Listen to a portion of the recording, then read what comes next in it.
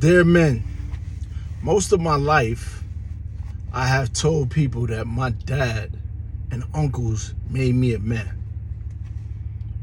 After much contemplation last night, what occurred to me was that they did not make me a man. What they made me was masculine. What they made me was violent. What they made me was hypersexual. What they made me was emotionally disturbed. What they made me was insecure. What they made me was someone who was living an image of what I felt I was supposed to be and not disappointing them. It's not until I felt grief, when I learned how to grieve, and it took a long time, because if I grieved or felt any type of emotional discomfort, I would act out in violence because that's the environment I grew up in.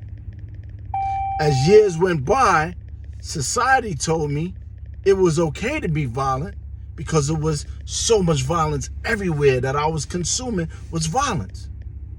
When I had to sit down and grieve and deal with grief and deal with disappointment and deal with coming to terms with myself about who I am, what I feel, and are these thoughts mine or are these thoughts my dad's, the big brothers from the neighborhood, and my uncles, who, even abandoning the lessons and programming that I was given about what a man was supposed to be and what a man was supposed to do, caused grief.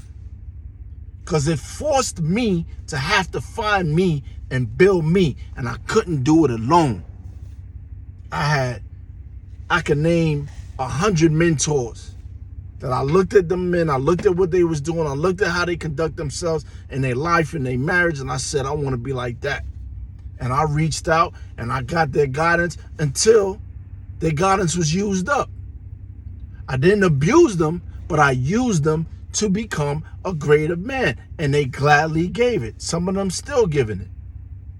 So when young people hear this message, or if you got a young person that's just violent, just picking up them guns like I did, that's beating people down like I did, that wanted to fight every day like I did, ask him about his grief. Ask him, has he come to terms with his grief? Let him know violence is not strength.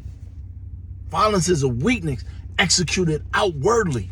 The real strength is knowing how to grieve.